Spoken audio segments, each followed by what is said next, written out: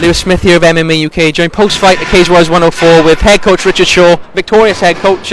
Sheikh, you've just watched your son and your prodigy Jack Shaw defend the belt for the first time against a really game opponent. Can you just talk us a bit through your feelings and emotions after that matchup? Yeah, relief, always relief when Jack fights. Really proud of the performance. And to be honest, it went exactly as we called it. We knew Scott was going to come really strong in the first round, and we even planned, if I'm honest, not just saying this, you can speak to, we planned for us possibly even losing our first round with Scott through the kitchen sink in him, but Jack will suck the life out of you with wrestling. You may get the takedown, but you're not keeping him down. Found his range in the second. I felt we won the second comfortably.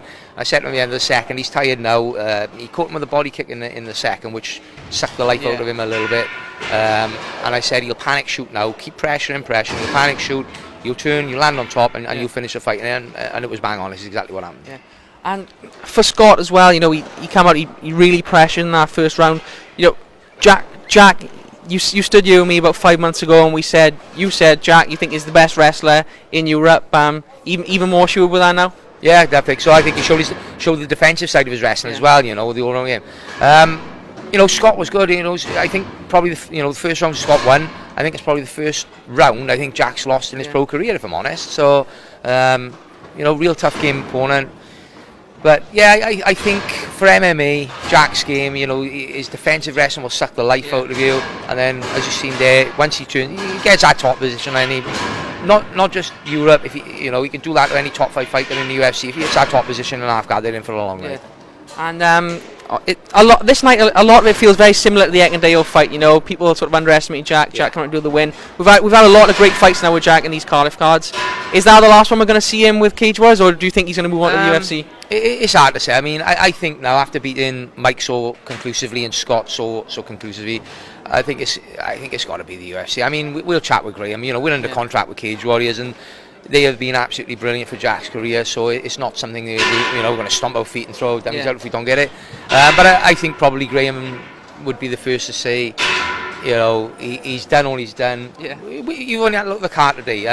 My team alone, we had 4 professionals fight, 4 wins. Mason Jones had another fantastic win. Unfortunately, Aaron Calley didn't make the card today, but I think we've built this brand now, Cage Warriors Wales particularly, where if Jack moves on to the UFC, it won't affect this atmosphere. These people will turn out in their thousands, and we've got plenty of fighters in depth now to take over that main event mantle. So if it is Jack's last fight, what a way to go out. I felt the atmosphere again. I don't know if it's just in my mind, but I felt it was louder again when we came out compared to even UFC 100. And just to see how the sport's going, I looked around the cage. So you had Joe Cordina, elite level blocks sat front row, UFC stars sat front row. The new Welsh coaches were sat there. Stephen Jones, Welsh rugby union legend. Ross Moriarty, one of the class Welsh international. All they supporting Jack, and I just think to see that the crossover from the sports, the other sports coming and supporting a local lad on the biggest stage in European MMA. I just think it's fantastic, and I think that he set a fire under this nation, not just for him, for MMA in general. And I really believe that you'll see this sport just keep growing and growing, particularly on the Cage Warriors platform. And obviously, aside from Jack, an amazing win for him, but for the team in general tonight. Over the moon. Edwards, I felt, was outstanding there. That's my favourite performance to date off Chris, out of his 24 fights. Mature, he struck lovely, he wrestled well, he kept position, over the moon.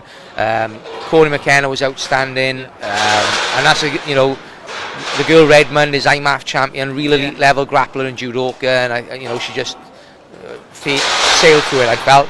And I was really happy for Josh Reed. Josh Reed came up against Andy Pep, who's a real tough guy. 3 good hard rounds for Josh. Josh is back. I mentioned those other guys just now. Jack moves on. Josh and Des, you've seen from the evasion they had today. They can sell this out. You won't even need a title fight. Them boys. And I think Josh, a couple of wins, put himself back in the bantamweight title.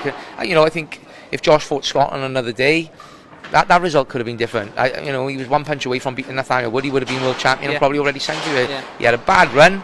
It happens. It's MMA. You're fighting in for women's gloves, and these things do happen. But Josh is back. Chris is, I think, looking much better and healthier at 65. He's getting older. It suits him with his job. He's not a full-time athlete. So over the moon for the team. Young Shea was unlucky on the amateur undercard. It was a close fight. the other lad pinched it, no arguments off us. But I'm really pleased with the team. The effort was fantastic today.